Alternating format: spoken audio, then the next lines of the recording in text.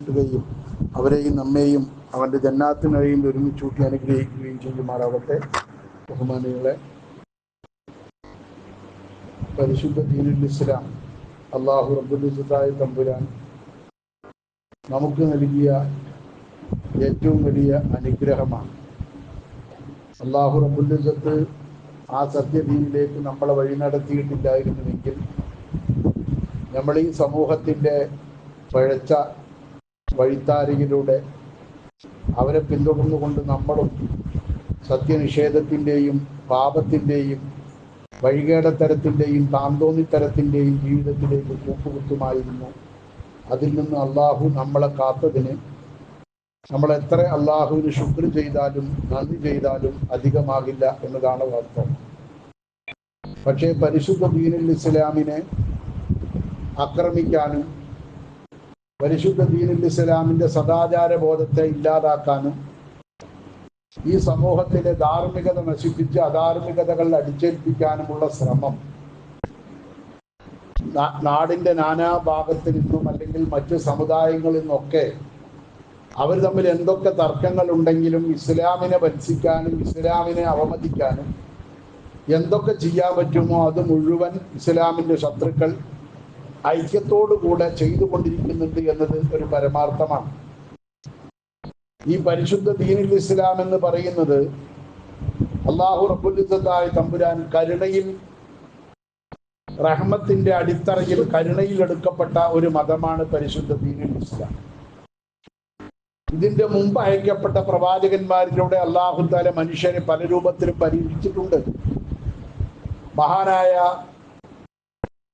മൂസ നബി അലൈഹിസ്സലാം തൗറാത്തുമായി ലോകത്ത് വന്നിട്ട് സൃഷ്ടാവായ അള്ളാഹുവിനെ പരിചയപ്പെടുത്തി കൊടുക്കാൻ വേണ്ടി നടത്തിയ ശ്രമങ്ങൾ, കാരണം അറിയാത്ത ഒരു വസ്തുവിനെ അറിയാത്തൊരു കൗമിനെ എങ്ങനെയാണ് പരിചയപ്പെടുത്തി കൊടുക്കുക എന്നത് വലിയ പ്രയാസമുള്ള ഒന്നാണ്. അവർക്ക് അറിയില്ല എന്താണ് അള്ളാഹു എന്നറിയാത്തൊരു വിഭാഗത്തോട് അള്ളാഹുവിനെ എങ്ങനെ പരിചയപ്പെടുത്തി കൊടുക്കണമെന്നത്. അപ്പൊ തൗറാത്തിലും മൂസാ നബിയും ഒക്കെ കാണിച്ച മാർഗം, അതിൽ കണ്ട മാർഗം മൂസാ നബി ജനങ്ങൾക്ക് പരിചയപ്പെടുത്തി കൊടുത്തത് ഒരു ഭാര്യയുടെ കാര്യത്തിൽ ഭർത്താവ് എത്രത്തോളം കരുണയുള്ളവരാകുമോ, എത്രത്തോളം ജാഗ്രതയുള്ളവരാകുമോ അതുപോലെ നിങ്ങളുടെ കാര്യത്തിൽ ജാഗ്രതയുള്ളവനാണ്. ഒരു ഭാര്യയുടെ കാര്യത്തിൽ ഭർത്താവിന് എത്രത്തോളം ഉത്തരവാദിത്വവും ജാഗ്രതയുമുണ്ടോ അതുപോലെയാണ് അള്ളാഹു എന്ന് മൂസാ നബി അലൈഹിസ്സലാം പറഞ്ഞു കൊടുത്തപ്പോൾ ഈ പൊട്ടന്മാര് മനസ്സിലാക്കിയത് അപ്പൊ അള്ളാഹ് ഒരു ഭർത്താവാണ്, അപ്പൊ ഒരു ഭാര്യ അത്യാവശ്യമാണ് എന്ന് വിചാരിച്ചിട്ട് മഡോണ എന്ന് പറയുന്ന ഒരു ദൈവത്തെ അവരുണ്ടാക്കി, ഒരു ഭാര്യ. ഇതാണ് മനുഷ്യന്റെ നിലവാരം, എക്കാലത്തുള്ള നിലവാരം. ഈ പറയുന്നപ്പോൾ അന്ന് മാത്രമുള്ളതല്ല, മനുഷ്യന്റെ നിലവാരം അതാണ്. ജനങ്ങളിൽ ബഹുഭൂരിഭാഗത്തിന്റെ ബുദ്ധിയും നിലവാരവും അതാണ്. ഏതായാലും ഭാര്യയാണല്ലോ ദൈവത്തിന് ഇഷ്ടം, അതുകൊണ്ടൊരു ഭാര്യയെ അവർ സൃഷ്ടിച്ചു, രൂപപ്പെടുത്തിയെടുത്തു, പ്രതിമയുണ്ടാക്കി വെച്ച് ആരാധിച്ചു. അതിനാണ് മഡോണ എന്ന പേരിൽ ജൂതന്മാർ ആരാധിക്കുന്ന ദൈവം. ഏതായാലും ആ അബദ്ധം പറ്റാതിരിക്കാൻ വേണ്ടിയിട്ട് ഈസാ നബി അലൈഹിസ്സലാം വന്നപ്പോ ഈസാ നബി അതിൽ നിന്ന് മാറ്റിയിട്ട് ഒരു പിതാവിന് പുത്രനോട് എത്രത്തോളം വാത്സല്യവും കരുണയും ഉണ്ടാവുമോ അതേപോലെ പിതാവായ ദൈവത്തിന് നമ്മളോട് നമ്മൾ ആ പിതാവിന്റെ മക്കളാണല്ലോ, ആ പിതാവിന് നമ്മളോട് അത്ര വലിയ കാരുണ്യമുള്ളവനാണ് എന്ന് ഈസാ നബി അലൈഹിസ്സലാം പഠിപ്പിച്ചപ്പോ ഈ പൊട്ടന്മാര് മനസ്സിലാക്കി. അപ്പൊ പിതാവാകുമ്പോ ഏതായാലും പുത്രമാണല്ലോ, എന്നാ പിന്നെ യേശു ക്രിസ്തു ഒരു പുത്രനായിക്കോട്ടെ വിചാരിച്ചിട്ട് യേശുവിനെ പുത്രനാക്കി. അങ്ങനെ പിതാവ് പുത്രനായപ്പോ പോരാ എന്ന് തോന്നിയിട്ട് അവര് പിന്നെ ഒന്നുകൂടി ഒരു പരിശുദ്ധാത്മാവ് എന്ന് പറഞ്ഞ് മറ്റൊരു ദൈവത്തെ കൂടി സൃഷ്ടിച്ചിട്ട് ത്രിയേകത്വം, ട്രിനിറ്റി, മൂന്നെണ്ണം കൂടിയ ഒന്നാണ് ദൈവവിശ്വാസം, ഏകദൈവം എന്ന വിശ്വാസത്തിലേക്ക് ക്രിസ്തു മതവും മതപ്പതിച്ചു. ലോകാനുഗ്രഹിയായ ഷഫീഉനാ റസൂലുള്ളാഹി സ്വല്ലല്ലാഹു അലൈഹി വസല്ലമ തങ്ങള് നമുക്ക് അള്ളാഹുവിനെ പരിചയപ്പെടുത്തി തന്നത് ബിസ്മില്ലാഹി അർ റഹ്മാനിർ റഹീം. അള്ളാഹ് എന്ന് പറയുന്നവൻ റഹ്മാനാണ്. ഈ ലോകത്ത് വഴിപ്പെട്ടവർക്കും പരലോകത്തും, ഈ ലോകത്ത് വഴിപ്പെട്ടവർക്കും വഴിപ്പെടാത്തവർക്കും ഈ ലോകത്ത് ഗുണം ചെയ്യുന്നവനാണ്. അവർക്ക് ഒന്നിച്ച് മഴ കൊടുക്കും, അവർക്ക് ഭക്ഷണം നൽകും, അവർക്ക് ആരോഗ്യം നൽകും, അവർക്ക് രോഗശമനം നൽകും. അത് ഈ ഭൂമി ലോകത്താണ്. അർ റഹ്മാനി അർ റഹീം. ഈ ലോകത്ത് വഴിപ്പെട്ടവർക്ക് പരലോകത്ത് പ്രത്യേകമായി ഗുണം ചെയ്യുന്നവനാണ് അള്ളാഹു എന്നാണ് പരിശുദ്ധ ഖുർആനിലൂടെ അള്ളാഹു തആല നമുക്ക് അള്ളാഹുവിനെ പരിചയപ്പെടുത്തിയ വഹുവ അർഹമുർ റാഹിമീൻ. അവൻ കരുണ ചെയ്യുന്നവരിൽ ഏറ്റവും വലിയ കാരുണ്യവാനാണ് പടച്ച തമ്പുരാൻ. അതുകൊണ്ട് തന്നെ അള്ളാഹു റബ്ബുൽ ഇസ്സത്തായ തമ്പുരാൻ കരുണയിലാണ് ഈ ദീനിന്റെ അടിത്തറ എടുക്കപ്പെട്ടിരിക്കുന്നത്. അതുകൊണ്ടാണ് പ്രവാചകർ സല്ലല്ലാഹു അലൈഹി വസല്ലമ തങ്ങൾ പറഞ്ഞു, അർറാഹിമൂന യർഹമുഹുർ റഹ്മാനു. റഹ്മാനായ തമ്പുരാൻ കരുണ ചെയ്യുന്നവരോട് കരുണ കാണിക്കും. നിങ്ങൾ മറ്റുള്ള ജീവികളോട്, ജീവജാലങ്ങളോട്, സഹജീവികളോട്, നിങ്ങൾ മറ്റുള്ള മനുഷ്യരോട്, ആണിനോടായാലും പെണ്ണിനോടായാലും കുടുംബത്തോടായാലും കുടുംബങ്ങളല്ലാത്തവരായോടും നിങ്ങളുടെ മതത്തിൽപ്പെട്ടവരായാലും മതങ്ങളിൽപ്പെട്ടവരല്ലാത്തവരായിരുന്നാലും നിങ്ങൾ മറ്റുള്ളവരോട് കരുണ കാണിച്ചാൽ മേലെയായ തമ്പുരാൻ നിങ്ങളോട് കരുണ ചെയ്യുക തന്നെ ചെയ്യും. അതുകൊണ്ട് ഇർഹമൂ മൻ ഫിൽ അർള്, ഭൂമിയിലുള്ള എല്ലാവരോടും നിങ്ങൾ കരുണ കാണിക്കുക. പ്രവാചകർ സല്ലല്ലാഹു അലൈഹി വസല്ലമ തങ്ങൾ പറഞ്ഞു, ഇർഹമുക്കും മൻ ഫിസ് സമാ, ആകാശത്തിലുള്ള റബ്ബ്, മേലെയായ റബ്ബ് നിങ്ങളോട് കരുണ കാണിക്കും. ഈ കരുണയിലാണ് ഇസ്ലാം എടുക്കപ്പെട്ടത്. കാരുണ്യമാണ് ഇസ്ലാമിന്റെ അടിത്തറ. അതുകൊണ്ടാണ് റസൂലുള്ളാഹി തങ്ങളെ പറ്റി ഖുർആൻ വമാ അർസൽനാക ഇല്ലാ റഹ്മത്തൽ ലിൽ ആലമീൻ, അള്ളാഹുവിന്റെ അടിസ്ഥാന ഗുണമായ റഹ്മത്തിന്റെ പ്രചാരകരായിക്കൊണ്ടാണ് പ്രവാചകരെ താങ്കളെ നമ്മൾ നിയോഗിച്ചത് എന്ന് അല്ലാഹു തആല അവന്റെ പ്രവാചകരോട് പറയുന്നതും അതുകൊണ്ട് തന്നെയാണ്. അതുകൊണ്ട് കരുണയാണ് ഇസ്ലാമിന്റെ അടിത്തറ. അതിൽ നിന്നുകൊണ്ടാണ് നിയമങ്ങളൊക്കെ രൂപീകരിക്കപ്പെട്ടത്. അതിന് വിരുദ്ധമായ അക്രമം അത് ഇസ്ലാം ഒരിക്കലും പ്രോത്സാഹിപ്പിക്കുന്നില്ല, അത് ഇസ്ലാം അനുവദിക്കുന്നില്ല. ഒരു ഖുദ്സിയായ ഹദീസിൽ അല്ലാഹു തആല പറയുന്നു, യാ ഇബാദി, എന്റെ അടിമകളെ, ഹറംതു ദുൽമ അലാ നഫ്സി, ഞാൻ എന്റെ മേൽ അക്രമത്തെ ഞാൻ ഹറാമാക്കിയിരിക്കുന്നു, വിലക്കിയിരിക്കുന്നു. അതുകൊണ്ട് ഞാൻ ഒരിക്കലും ഒരാളോടും അക്രമം പ്രവർത്തിക്കുകയില്ല. അക്രമം എന്ന് പറഞ്ഞാൽ എന്താ? വലൗ ശൈഇ ഫീ ഗൈരി മഹല്ലിഹി, ഒരു സാധനം വെക്കേണ്ടോടത്തല്ലാതെ വെക്കുമ്പോഴാണ് അക്രമം ഉണ്ടാകുന്നത്. ഒരാളുടെ കയ്യ് അവന്റെ ശരീരത്തിൽ നിൽക്കേണ്ട ഒന്നാണ്, വേറൊരാളുടെ മുഖത്തോ കവിളിലോ ആ കയ്യ് വന്ന് മുട്ടുമ്പോ അത് അക്രമമായി മാറും. ഇതാണ് അക്രമം എന്ന് പറഞ്ഞാൽ. ഏത് വസ്തുവായാലും ആ വസ്തു വെക്കേണ്ടോടത്ത് വെക്കുമ്പോഴാണ് അതിന് നീതി എന്ന് പറയുന്നത്. ആ സ്ഥാനം മാറ്റി വെക്കുമ്പോ അത് ദുൽമായി മാറും. അതുകൊണ്ട് അല്ലാഹു തആല പറയുന്നു, എനിക്ക് ദുൽമ ഹറാമാണ്, ഞാൻ ചെയ്യൂല. വജഅൽതുഹു മുഹറമൻ ബൈനകും, നിങ്ങൾക്കിടയിലും ഞാൻ ദുൽമിനെ, അക്രമത്തെ ഞാൻ ഹറാമാക്കിയിരിക്കുന്നു. അതുകൊണ്ട് ഫലാ തദ്ലിമു, നിങ്ങൾ ആരും അക്രമം പ്രവർത്തിക്കരുത്. അല്ലാഹു തആല നമ്മളോട് പറയുന്ന അതാണ്. ദുൽമ ഇസ്ലാമിലില്ല, ഒരാളോടും അക്രമം അനുവദിക്കുന്നില്ല. അങ്ങനെ ഒരു സ്വഭാവം ഇസ്ലാം അനുവദിച്ചിട്ടില്ല. അതുകൊണ്ടാണ് അത്തരം കാര്യങ്ങളൊക്കെ ഇസ്ലാം നിഷിദ്ധമാക്കിയത്. കൊലപാതകം, അക്രമങ്ങളിൽ വെച്ച് ഏറ്റവും വലിയ ഒരു അക്രമമാണ് കൊലപാതകം. അക്രമങ്ങളിൽ വെച്ച് ഏറ്റവും വലിയ അക്രമമാണ് ശിർക്ക്. സൃഷ്ടാവായ ദൈവത്തെ പ്രതീക്ഷിക്കേണ്ട സ്ഥാനത്ത്, വിശ്വസിക്കേണ്ട സ്ഥാനത്ത് അല്ലാഹു അല്ലാത്ത വേറെന്തിനെങ്കിലും വിശ്വസിക്കുകയോ ആരാധിക്കുകയോ ദൈവമായി കാണുകയോ ചെയ്യുമ്പോ അവിടെ ശിർക്ക് വരും. അത് വലിയ അക്രമമാണ്.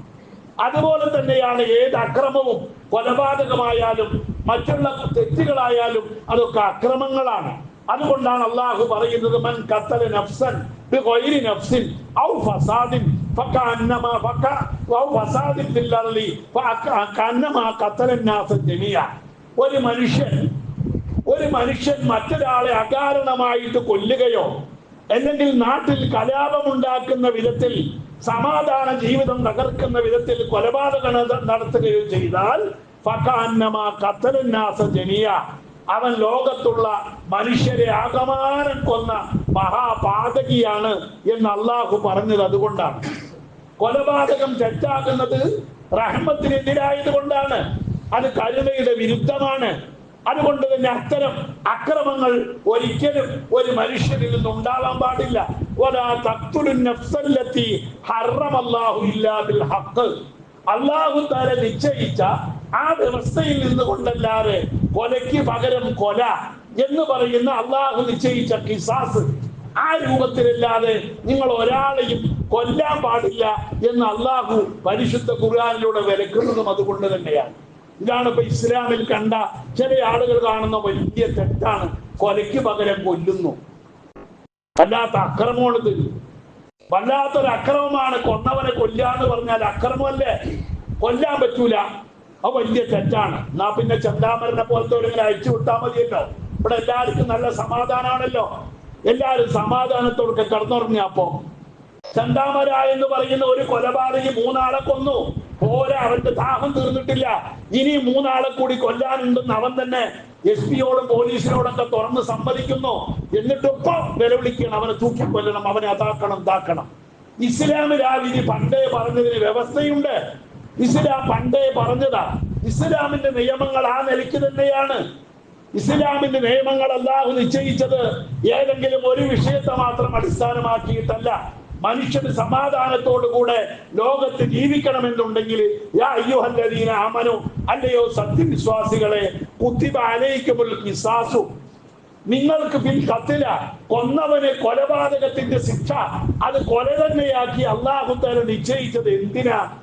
അല്ലാഹു തആല പറയുന്നത് വലക്കും ബിൽ ഖിസാസി ഹയാത്ത്, ആ ഖിസാസിലൂടെ, കൊലയ്ക്ക് പകരം കൊല്ലുന്നതിലൂടെ നിങ്ങൾക്ക് സമാധാന ജീവിതം കിട്ടാൻ വേണ്ടിയിട്ടാണ്. അതിവിടെ വേണം. മനുഷ്യന് ജീവിക്കുന്നവർക്ക് സമാധാനം വേണം, സ്വൈര ജീവിതം കിട്ടണം. ഭയപ്പാടോടുകൂടെ ജീവിക്കുന്ന ഒരവസ്ഥ ലോകത്ത് ഉണ്ടാവാൻ പാടില്ല. അതുകൊണ്ട് രക്തദാഹിയായ കൊലയാളികളെ കൊല്ലണം എന്ന് അല്ലാഹു തആല പറഞ്ഞത് യാ ഉലിൽ അൽബാബ്, അല്ലയോ ബുദ്ധിയുള്ളവരെ. ബുദ്ധിയില്ലാത്തവരോട് പിന്നെ ഇത് പറഞ്ഞിട്ട് കാര്യമില്ല. ഇസ്ലാമിനോടുള്ള വിരോധവും ശത്രുതയും കൊണ്ടു നടക്കുന്ന നികൃഷ്ട ജീവികളോട് ഇത് പറഞ്ഞിട്ടെന്ത് കാര്യം? അല്ലാഹു പറയുന്നത് ബുദ്ധിയുള്ള ആളുകളോട് പറയുന്നു, ലഅല്ലക്കും തത്തഖൂൻ. അങ്ങനെ വന്നാൽ അല്ലാഹുവിന്റെ നിയമങ്ങൾക്ക് വഴിപ്പെട്ട നിങ്ങൾ ജീവിക്കുന്നവരാകണം. നിങ്ങൾക്ക് സമാധാന ജീവിതം കിട്ടണമെന്നുണ്ടെങ്കിൽ രക്തദാഹികളായ കൊലയാളികളെ കൊല്ലുക തന്നെ വേണം. അതാണ് ഇസ്ലാമിന്റെ നിയമം എന്ന് അല്ലാഹു പറയുന്നതും അതുകൊണ്ട് തന്നെയാണ്. ഇതാണ് ഇസ്ലാമിന്റെ വിധി. ഇസ്ലാം ഒരാളെ നിരപരാധിയെ കൊല്ലാൻ ഇസ്ലാം അനുവദിക്കുന്നില്ല. പക്ഷെ മറ്റുള്ളവരെ കൊല്ലാനായി നടക്കുന്ന കൊലപാതകികൾക്ക് വലക്കടുക്കാനിൽ മഖ്തൂലു ദുൽമൻ ഔലാ ബിർറഹ്മത്തി. ഇപ്പോ നമ്മുടെ സമൂഹത്തിലെ കുറെ ബുദ്ധിജീവികളും കുറെ എക്സ് മുസ്ലിമുകളും കുറെ യുക്തിവാദികളും ഉണ്ട്. അവർക്ക് കൊലയാളിയോട് വല്ലാത്ത സ്നേഹം. കൊലപാതകികളോടാണ് അവർക്ക് സ്നേഹം, കൊല്ലപ്പെട്ടവരോട് അവർക്ക് സ്നേഹമില്ല. ദുർബലരായ പാവങ്ങളായ ആളുകൾ ഔലാ ബിർറഹ്മത്തി വശഫഖത്തി വൽ അത്ഫി, കൊല്ലപ്പെട്ട ആളുകളുടെ കുടുംബക്കാർ, അങ്ങനെ വിധവകളായി തീർന്ന സ്ത്രീകൾ, അവരുടെ കൊല്ലപ്പെട്ടവരുടെ ഭാര്യമാര്, മക്കൾ, അനാഥരായ മക്കള്, നിരാലംബരായ അവരുടെ വാർദ്ധക്യം ബാധിച്ച മാതാപിതാക്കള്, അവരോടൊരു കരുണ ഇവർക്ക് ആർക്കുമില്ല. പിന്നെ ആരോടാ കരുണ? കൊലയാളിയോടാ. അവർക്ക് ഇങ്ങനെ ഇരുത്തിയിട്ട് ഗോവിന്ദച്ചാമിനെ പോലെ തിന്നാൻ കൊടുത്തിട്ട് ഇങ്ങനെ ആഴ്ചയിൽ 2 ദിവസം ആട്, 3 ദിവസം മീന്, 1 ദിവസം ചിക്കൻ, ഇങ്ങനെ പറയുന്ന കേട്ടില്ല. ആ വീഡിയോ ഒക്കെ നിങ്ങൾ കേൾക്കുന്നുണ്ടല്ലോ, വ്യാപകമായി ഇപ്പൊ പ്രചരിപ്പിക്കപ്പെടുന്നുണ്ട്. എന്താ ജയിലിലെ തീറ്റ എന്ന് പറഞ്ഞ് സുഖകരമായ പുതിയാപ്പിളാർക്ക് അമ്മായിക്ക് ഒരുക്കി കൊടുക്കാത്ത ചാപ്പാടാ കൊടുക്കണം. ഒരു നേരം 200 ഗ്രാം അരിന്റെ ചോറ്. 200 ഗ്രാം ചോറല്ല, 200 ഗ്രാം അരി ചോറ് വെച്ച 1/2 കിലോയെങ്കിലും ചോറുണ്ടാവുമല്ലോ. 200 ഗ്രാം അരിയുടെ ചോറ് ഒരു നേരം കൊടുക്കുന്നുണ്ട്. അങ്ങനെ ഓരോന്ന് ഞാൻ കണക്ക് മുഴുവൻ പറയാൻ ഉദ്ദേശിക്കുന്നില്ല. ആ നിലയിൽ സുഭിക്ഷമായി തിന്നാൻ കൊടുത്തിട്ട് തീറ്റിപ്പോറ്റി വളർത്തുകയാണ് ഈ കൊലയാളികളെ. ഇതാണ് നമ്മുടെ നികുതി പണം കൊണ്ടാണ് ഇത് ചെയ്യുന്നത്. എന്നിട്ട് അവരെ പുറത്തു വിട്ടാലോ ബാക്കിയുള്ളവർക്ക് പിന്നെ സ്വൈരല്ല. അവരെ നോക്കിയവരെ കൊല്ലും, അവരുടെ കുടുംബക്കാർ കൊല്ലും, കണ്ടവരൊക്കെ കൊല്ലും. ഇങ്ങനത്തെ വൃത്തികെട്ട ഒരു സമൂഹമായി നമ്മുടെ സമൂഹത്തെ മാറ്റിയത് ഇവിടുത്തെ നിയമങ്ങളാണ്. ഈ നിയമത്തെ അനുകൂലിക്കുന്നവർ ഇസ്ലാമിക നിയമത്തെയാണ് കുറ്റം പറയുന്നത്. അത്തരം കൊലയാളികൾ അവരുടെ തുടക്കത്തിലെ ഇല്ലാതാവണം, തുടക്കത്തിൽ തുടച്ചു നീക്കപ്പെടണം. അത് മാതൃകാപരമായിരിക്കണം. പിന്നെ ആ തെറ്റ് ആവർത്തിക്കപ്പെടൂല. അതാണ് ഇസ്ലാം മുന്നോട്ട് വെക്കുന്ന ഇസ്ലാമിന്റെ ഖിസാസിന്റെ നിയമം എന്ന് പറയുന്നത്. അതുകൊണ്ട് തന്നെയാണ് ജഅലല്ലാഹു ആദൽ ഖിസാസ ഹയാതൻ വനഖാലൻ വഇലതൻ ലിഅഹ്ലി അസ്സഫഹി വൽ ജഹ്ലി മിനൻ നാസ്. ജനങ്ങളിലുള്ള വിഡ്ഢികളും വിവരം കെട്ടവരും അക്രമികളുമായ ആളുകൾക്ക് ഒരു പാഠമാകാൻ വേണ്ടിയിട്ടാണ് അല്ലാഹു ഖിസാസിനെ നിശ്ചയിച്ചിരിക്കുന്നത്. വമാ അമറല്ലാഹു ബിഅംരിൻ ഖത്തു, അല്ലാഹു തആല ഒരു നിയമവും കൽപ്പിച്ചിട്ടില്ല.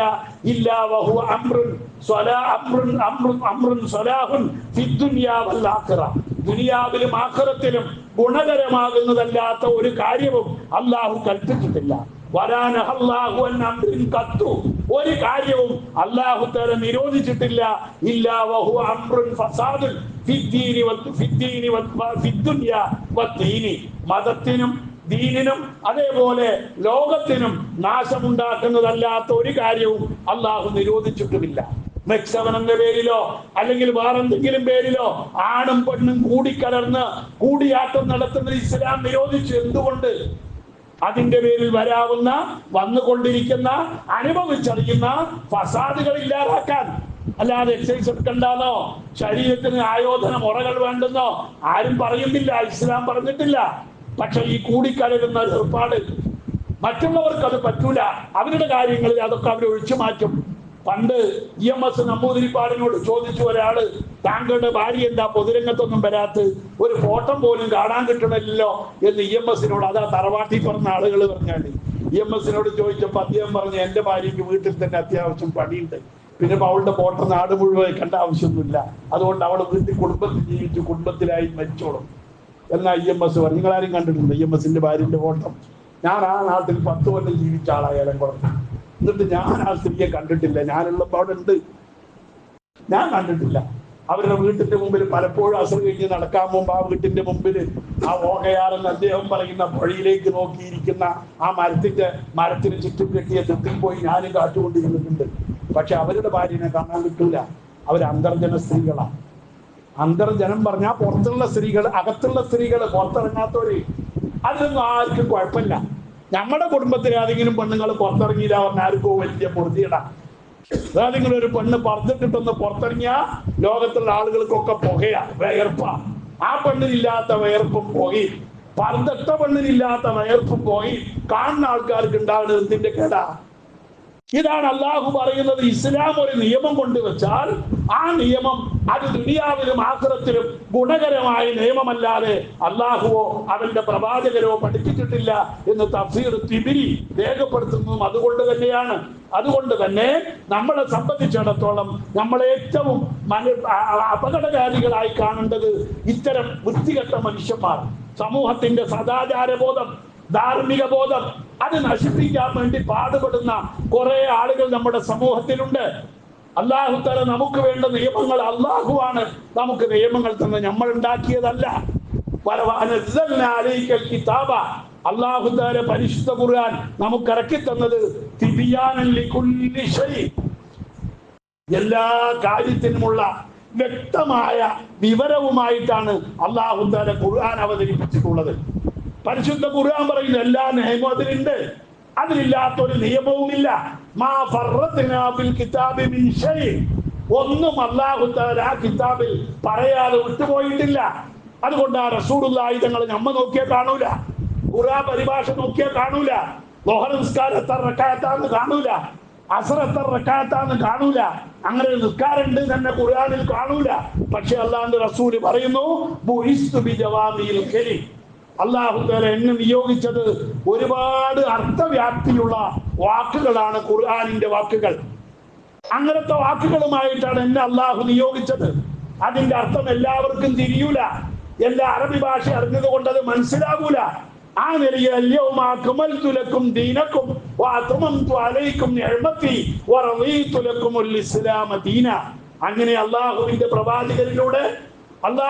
പ്രവാചകർ പഠിപ്പിച്ചെടുത്ത ഒരുക്കിയെടുത്ത പണ്ഡിതന്മാരിലൂടെ, സഹാബത്തിലൂടെ, അയിമത്ത് മുജ്തഹിദുകളിലൂടെ പരിശുദ്ധ ദീനുൽ ഇസ്ലാം പൂർത്തിയാക്കി തന്നിട്ടാണ് അള്ളാഹുവിന്റെ പ്രവാചകർ ഭൂമി ലോകത്തിൽ നിന്ന് പോയിട്ടുള്ളത്. അതുകൊണ്ട് തന്നെ നമ്മൾ ഇസ്ലാമിക നിയമങ്ങൾ അത് അള്ളാഹുവിന്റെ നിയമങ്ങളാണ്. അത് നമ്മൾ ആരുണ്ടാക്കിയെടുത്തതല്ല. നമുക്കത് തിരുത്താൻ അവകാശമില്ല. നമുക്ക് അതിൽ യാതൊരു കൈകടത്തലിന് അധികാരമില്ല. അതുകൊണ്ടാണ് ഇത്രയും തർക്കങ്ങള് ഇസ്ലാമിൽ മുസ്ലിങ്ങൾക്കിടയിൽ തർക്കമൊക്കെ ഉണ്ടായത്. അതുകൊണ്ടാണ്. അല്ലെങ്കിൽ നമുക്ക് എന്തൊക്കെ മാർഗം ഉണ്ടായിരുന്നു തർക്കം തീർക്കാന്? സുന്നി മുജാഹിദും ജമാഅത്തും ഒന്നും തർക്കിക്കേണ്ടി വരില്ല. അത് നമ്മളെ യോഗം കൂടി തീരുമാനിച്ചാൽ മതിയായിരുന്നു. എന്നാൽ ഞാൻ അങ്ങനെ വേണം, എന്നാൽ അങ്ങനെ ആയിക്കോട്ടെ, തീരുമാനിക്കാമായിരുന്നു. ഇത് തർക്കം വന്നത് മുഴുവൻ എന്തുകൊണ്ടാ? നമുക്കതിലൊന്നും കാട്ടാൻ പറ്റൂല. അല്ലാഹു റസൂൽ എന്താണോ പഠിപ്പിച്ചത് അത് അതുപോലെ നിലനിർത്തണം ഖിയാമത്ത് വരെ. ഇവിടെ സന്നിഹിതരായവർ അടുത്ത തലമുറയ്ക്ക് അത് എത്തിച്ചു കൊടുക്കട്ടെ എന്ന് അള്ളാഹുവിന്റെ പ്രവാചകർ ഏൽപ്പിച്ച ഉത്തരവാദിത്തം ഏറ്റെടുത്തവരാണ് നമ്മുടെ മുൻഗാമികളും നമ്മളുമൊക്കെ. അത് അടുത്ത തലമുറയിലേക്ക് അതേപോലെ തന്നെ ആ ദീനിനെ എത്തിക്കപ്പെടേണ്ടതുണ്ട്. മാറ്റ തിരുത്തലുകൾക്ക് വിധേയമാക്കാതെ, അത് വൈകല്യം വരുത്താതെ അത് അതിൻ്റെതായ രൂപത്തിൽ തന്നെ നിലനിർത്തേണ്ട ബാധ്യത സത്യവിശ്വാസികളായ മുഅ്മിനീങ്ങളായ നമുക്ക് ഓരോരുത്തർക്കുമുണ്ട്. അതുകൊണ്ട് എന്തെങ്കിലുമൊക്കെ കേൾക്കുമ്പോൾ നമുക്കൊക്കെ പേടിയാണ്, പലർക്കും പേടിയാണ്. എന്താ അങ്ങനെ പറയുന്നത്? എന്താ അങ്ങനെ പറയുന്നത്? പെണ്ണുങ്ങളെ പുറത്തിറക്കുക വലിയൊരു സംഭവമായിട്ട്, വലിയൊരു കാര്യമായിട്ട് പറയുന്നതാണ്. പെണ്ണുങ്ങളെ കുറച്ച് പുറത്തിറക്കിയാൽ എല്ലാ പ്രശ്നവും അങ്ങോട്ട് തീരും. നമ്മൾ എന്ത് കാട്ടിയാലെ കൂട്ടരെ നമ്മൾ മുസ്ലിങ്ങളാണ്, നമ്മൾ മുഅ്മിനീങ്ങളാണ്. നമ്മുടെ ആ വൈകല്യം തീർക്കാൻ നമ്മളെ കൊണ്ട് കഴിയില്ല, അതിനൊരിക്കലും കഴിയൂല. ആ വിചാരം നമുക്ക് അബദ്ധമാണ്. നമ്മുടെ ഐഡന്റിറ്റി, നമ്മുടെ വ്യക്തിത്വം, നമ്മുടെ തിരിച്ചറിയാനുള്ള അടയാളം നമ്മൾ നിലനിർത്തുക. അതിന്റെ പേരിൽ എന്ത് നഷ്ടം വന്നാലും നമുക്ക് എന്ത് ചുക്കാ വരാനുള്ളത്? ഇപ്പൊ ദേവസ്വം ബോർഡിലൊക്കെ മുസ്ലിങ്ങൾ എടുക്കാൻ പോകണം. അപ്പൊ പുതിയത് കേൾക്കണം. നിങ്ങളാരും കേട്ടില്ലേ? ഞാൻ അങ്ങനെ ആലോചിക്കണം. അടുത്ത ദേവസ്വം ബോർഡിൽ ഞാൻ പിടിച്ച ഡയറി ദേവസ്വം ബോർഡിന്റെയാണ്, മലബാർ ദേവസ്വം ബോർഡിന്റെ ഡയറി. അത് ഞാൻ മാച്ചു കളഞ്ഞതാ. അപ്പൊ ഞാൻ അടുത്ത ദേവസ്വം ബോർഡിൽ എന്നെ മെമ്പറാക്കുമെന്ന് പേടിച്ചിരിക്കുക. ഞാൻ വഖഫ് ബോർഡിലൊക്കെ ഇപ്പൊ ഹിന്ദുക്കളെ എടുക്കണം. RSSകാരും BJPക്കാർക്കും വഖഫ് ബോർഡിന് വേണം. വഖഫ് പേരേ പറയാൻ പറ്റൂല. ആയിക്കോട്ടെ കൂട്ടരെ, എന്നാ ഞങ്ങൾക്ക് എന്ത് ചുക്ക.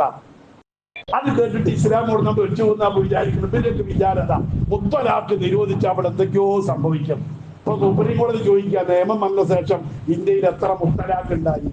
ഈ സംഭവം എന്താന്ന് കണ്ണാടിക്കാരും കേട്ടിട്ടുണ്ടോ? മുത്തലാഖ് എന്താണ്? ആ സംഭവം നമ്മൾ ആരെങ്കിലും അറിഞ്ഞിട്ടുണ്ടോ? അങ്ങനെ ഒരു സംഭവമല്ല. മുസ്ലിങ്ങളുടെ ഇടയിൽ അങ്ങനെ ഒരു പ്രശ്നമില്ല. ഇല്ലാത്ത എന്തോ ഒന്ന് ഊതിപ്പെർപ്പിച്ചിട്ട് അതിനെതിരെ നിയമം കൊണ്ടുവരിക എന്ന് കേട്ടാൽ നമ്മളെ കണ്ട് പേടിച്ചു എന്നാ വിചാരിക്കും. ഒരു നിയമവും നമുക്കെതിരിൽ ഒരു നിയമം, അള്ളാന്റെ നിയമം അല്ലാതെ ഒരു നിയമവും നമ്മളെ ബലിയാടാക്കാൻ കഴിയില്ല. കഴിയുമായിരുന്നെങ്കിൽ ഇപ്പൊ ഞാനൊക്കെ വിചാരിച്ചു, ഇനിയിപ്പോ ഇസ്രയേൽ ഫലസ്തീനിൽ നിന്ന് പിന്മാറിയാലും, ഗാസ മുനമ്പെന്ന് ഇസ്രയേൽ പിന്മാറിയാലും തിരിച്ചു വരാൻ അധികം മുസ്ലിങ്ങളൊന്നും ഉണ്ടാവില്ല എന്നാണ് ഞാനൊക്കെ വിചാരിച്ചത്. പക്ഷെ ആ തിരിച്ചു വരുന്ന വീഡിയോ കണ്ടപ്പോഴാണ് പോയതിനേക്കാൾ എത്തിയ ആൾക്കാരപ്പൊ തിരിച്ചു വരുന്നത്. അപ്പൊ ഈ മരിച്ചതൊക്കെ എവിടെ എന്ന് ചിന്തിക്കേണ്ട അവസ്ഥയാ. ലക്ഷക്കണക്കിന് ആളുകളാണ് അവരവരുടെ വീടുകളിലേക്ക്, നാടുകളിലേക്ക് തിരിച്ചു വന്നത്. കഴിഞ്ഞ ദിവസങ്ങളിലൊക്കെ നമ്മൾ വീഡിയോ കണ്ടതാണല്ലോ. അതാണ് മുസ്ലിമീങ്ങൾ. ഇവരെ നശിപ്പിക്കാൻ, ഇവരെ കൊല്ലാൻ, ഇവരെ ഇല്ലാതാക്കാൻ കഴിയുമെങ്കിൽ അബൂജഹലിന്റെ നേതൃത്വത്തിൽ വന്ന ബദറിൽ വന്ന മുശ്രിക്കുകൾക്ക് കഴിയേണ്ടിയിരുന്നു. അതിലേറെ വലിയൊരു പോക്കിരിനെ അള്ളാഹു തആല പഠിച്ചിട്ടില്ല, പഠിക്കൂല്ല. മുസ്ലിങ്ങൾക്ക് അങ്ങനെ ഒരു പേടിയില്ല. നമ്മൾ ആ ഉറപ്പിലായിരിക്കണം. അന്തുമുല്ല ഇലൗന, അള്ളാഹു തആല നമ്മളോട് പറയുന്നത് നിങ്ങളാണ് മേലേന്ന. അതിന്റെ ശേഷം ഇൻകുന്തും മുഅ്മിനീൻ, അവിടെ അർത്ഥം വയ്ക്കുന്നോടത്ത് ചെറിയൊരു അബദ്ധമുണ്ട്. ബാക്കിയുള്ള മൂല്യന്മാർ അർത്ഥം വയ്ക്കുമ്പോൾ പലരോട് അർത്ഥം വയ്ക്കും, നിങ്ങൾ മൂമിനീങ്ങളാണെങ്കിൽ, നിങ്ങൾ മൂമിനീങ്ങളല്ലെങ്കിലും അന്തുമുല്ല ഇലൗന ആയത്തിന്റെ അർത്ഥം. അന്തുമുല്ല ഇലൗന, നിങ്ങൾ തന്നെയാ മേലെ. നിങ്ങൾക്ക് മേലെ ഒരാൾക്കും ഒരാധിപത്യവും ഖിയാമത്ത് വരെ കിട്ടൂല. നിങ്ങൾ മേലെ തന്നെയാ. നമ്മൾ മേലെയാണ്, നമ്മൾ ഒരിക്കലും താഴെയല്ല. ആ ബോധമാണ് നമുക്കുണ്ടാവേണ്ടത്. നമ്മൾ കുറെ തെറ്റ് ചെയ്യുമ്പോ, കുറെ പാപം ചെയ്യുമ്പോ, കുറെ വൃത്തികേടുകൾ ചെയ്യുമ്പോ നിസ്കരിക്കാതെ, നോമ്പ് നോൽക്കാതെ, കള്ളുകുടിയും വ്യഭിചാരവും തോന്നിയാസങ്ങളൊക്കെ നമ്മുടെ സമൂഹത്തിൽ ഉണ്ടാകുമ്പോ അല്ലാഹു തആല നമ്മളെ ഒന്ന് പരീക്ഷിക്കും. ഞാൻ ഇന്നിങ്ങനെ പോകുമ്പോ ഒരു നോട്ടീസ് വായിച്ചപ്പോ എനിക്കിങ്ങനെ രാവിലെ ഉണ്ടായൊരു ചിന്തയാണ് ഈ വഖഫ് നിയമത്തെ പറ്റി ആലോചിച്ചപ്പോഴേ. കാരണം പള്ളി കമ്മിറ്റി എന്ന് പറഞ്ഞാൽ മുഴുവൻ കള്ളന്മാർ. ഇവിടെ എല്ലാട്ടോ ഞാൻ ഈ പറയുന്നത്, അങ്ങനെ ആരും തെറ്റിദ്ധരിക്കേണ്ട. ഇവിടെ എത്രയോ മെച്ചമാണ്, അങ്ങനെ ഉണ്ടെന്ന് തോന്നിയാൽ ഞാൻ പൊയ്ക്കോളും. കാരണം എനിക്ക് ഹലാലായ മുതലെന്ന് തിന്നണമെന്ന് വാശിയുള്ള ഒരാളാണ്. കുറച്ചെങ്കിൽ കുറച്ച്, അതാണെങ്കിലേ ഞാൻ വാങ്ങുള്ളൂ, അല്ലെങ്കിൽ ഞാൻ വാങ്ങൂല. ഇന്ന് വാങ്ങാൻ പറ്റൂല. പള്ളിയിൽ ജോലി ചെയ്തിട്ട് പള്ളിയിലെ വരിസംഖ്യ വാങ്ങിയിട്ട് പള്ളിയിൽ നിന്ന് ശമ്പളം വാങ്ങി ജീവിക്കാൻ പറ്റാത്തൊരവസ്ഥയിലേക്ക് ലോകം എത്തി. ഹറാമും ഹലാലും നോക്കുന്നവരല്ല കമ്മിറ്റിക്കാരെന്ന നിലപാടിലേക്ക് പള്ളി കമ്മിറ്റിക്കാർ മാറി. ചവിട്ടി തള്ളിയിട്ട് ആ പടിഞ്ഞാട്ട് തിരിഞ്ഞ് വീഴാത്ത പ്രസിഡന്റ്, അങ്ങനത്തെ കമ്മിറ്റി, അങ്ങനത്തെ സെക്രട്ടറി, ഇതൊക്കെ അപ്പൊ പള്ളി ഭരിക്കുന്നവര്. അവർക്ക് ഇതൊക്കെ പറ്റുന്നുണ്ടെങ്കിൽ പള്ളി കമ്മിറ്റി കൂടുമ്പോ അങ്ങാടിയിൽ നിന്ന് ചായയും പപ്സും കടിയൊക്കെ കൊണ്ടുവന്നിട്ട് പള്ളിന്റെ കണക്കിൽ എഴുതി വെക്കാമെന്നുണ്ടെങ്കിൽ ഹൈക്കോടതിയിൽ കേസ് നടത്തിയതിന് 35,000 ചെലവെഴുതാം, ജനറൽ ബോഡി കണക്ക് വായിക്കുമ്പോൾ കണക്ക് എഴുതാം എന്നുണ്ടെങ്കിൽ പിന്നെ വഖഫ് ബോർഡിൽ BJP-ക്കാർക്ക് കയറിയിട്ട് അത് പങ്കിട്ട് തിന്നല് ഹലാലാവൂലേ? നമ്മൾ തുടങ്ങി വെച്ചത് അവര് തുടങ്ങിയല്ലേ എന്ന് തോന്നിപ്പോവുകയാണ്. അള്ളാഹു കാത്തുരക്ഷിക്കുമാറാവട്ടെ. ഇപ്പൊ നമ്മുടെ പള്ളികളിൽ നടക്കുന്ന തോന്നിയാസങ്ങൾ അതാ. അതിന്റെ പേരിലാണ് അള്ളാഹു തആല നമ്മുടെ മേൽ ഇത്തരം വൃത്തികെട്ടവർക്ക് ആധിപത്യം നൽകിയത്. നമ്മൾ ആ തെറ്റ് തിരുത്തേണ്ടത്. അവരെ തിരുത്തിപ്പിക്കാൻ ശ്രമിക്കുന്നതിന് മുമ്പ് നമ്മൾ തിരുത്തണം. നമ്മൾ ഈ ഹറാമിൽ നിന്ന് വിട്ടുനിൽക്കണം. ഹലാലായ മുതൽ തിന്നണം, ഹലാലായ മുതൽ തീറ്റിക്കണം. വൃത്തികേടുകളിൽ നിന്നും പാപങ്ങളിൽ നിന്നൊക്കെ വിട്ടുനിന്ന് ദീനിയായ ജീവിതം പൂർണ്ണമായി മുസ്ലിമീങ്ങളായി മാറാൻ, സമ്പൂർണ്ണ മുസ്ലിങ്ങളായി മാറാൻ നമുക്ക് കഴിയണം. വേഷത്തിലും വസ്ത്രത്തിലും കാട്ടിക്കൂട്ടലിലും നാവിലും മുസ്ലിമായാൽ പോരാ, പൂർണ്ണ മുസ്ലിങ്ങളായി മാറാൻ നമുക്ക് കഴിയണം. അള്ളാഹു അനുഗ്രഹിക്കുമാറാവട്ടെ. അങ്ങനെ ആയാൽ അന്തുമുല്ല ഇലൗന, നമ്മൾ തന്നെയാണ് എക്കാലത്തും മേലെ. നമ്മുടെ മേലെ വരാൻ ഒരാൾക്ക് കഴിയില്ല. അള്ളാഹു ഈ ഇസ്സത്ത് അള്ളാഹു തആല നമുക്ക് നിലനിർത്തി തരുമാറാവട്ടെ. നമ്മൾ ചെയ്തു പോയ തെറ്റുകുറ്റങ്ങളുടെ പേരിൽ അള്ളാഹു നമ്മളെ പിടിച്ച് ശിക്ഷിക്കാതെ നമ്മുടെ പാപങ്ങളൊക്കെ അള്ളാഹു